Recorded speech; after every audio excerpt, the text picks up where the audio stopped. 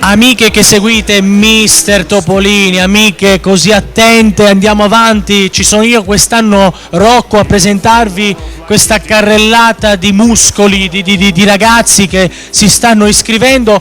Ho il piacere adesso di presentarvi il cugino di Tony Manero e vi dico anche perché, inquadra, fammi una bella zoomata sul 2 kg d'oro sul petto, dai, ve lo presento subito. Come ti chiami? Davide. Davide, numero te lo ricordi? 6. Numero 6, beh, un bel numero, 6, no, numero pari.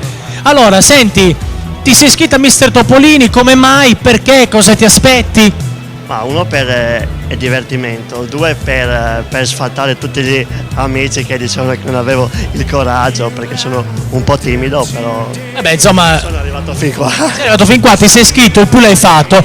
Tra l'altro, tu sai che avrai diverse occasioni per sfilare di fronte a migliaia e migliaia di persone, quindi sicuramente un modo anche per mettersi in gioco, in discussione, ovviamente scherzando, ecco.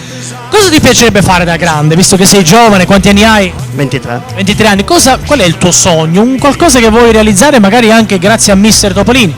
Ma se Bello, un bel sogno però. di modello potrebbe andare bene.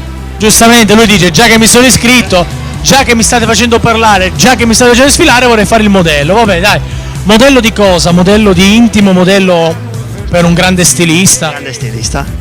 Grande stilista. Ce n'è uno che ti piace? Sì.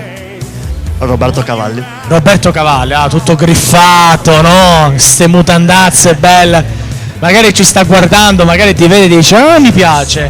Va bene, senti, cosa fai di bello nella vita? Sono un pasticcere. Ehi là, ti rifaccio una domanda, cosa fai di bello nella vita? Sono un pasticcere. Ehi là, senti, qual è il tuo dolce, il dolce che ti viene meglio? Tutti. No, ma uno in particolare, il tuo preferito?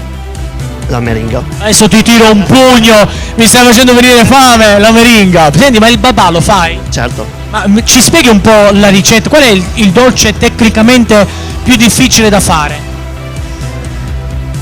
Quasi tutti se non sanno le basi per farli, quindi bisogna avere un po' di scuola e dopo con man mano prendi in mano e vai avanti e si impara, cioè c'è sempre da imparare. È vero, un'arte, quella del pasticcere. Beh, veramente ci hai fatto venire. Ho la bava che mi sta davvero cadendo. Va bene, senti, una promessa però, Se mi dovessi vincere il titolo di Mister Topolini, mi fai una promessa solenne qui di fronte a migliaia di persone che ti stanno guardando? Certo, giuro. Allora, se tu dovessi vincere il titolo di Mister Topolini, pasticcini per tutti. Lo prometto, lo giuro. Lo ha promesso, Lo ha promesso. Allora, guarda, io ti faccio i miei migliori auguri, speriamo che tu vinca Mister Topolini, io ti voterò sicuro. Va bene, c'è qualcuno che vuoi salutare? A tutti quanti e grazie per l'opportunità data a me. Bene, noi invece siamo noi che ringraziamo il pasticcere Davide, mi raccomando votato. Grazie, in bocca al lupo, ciao.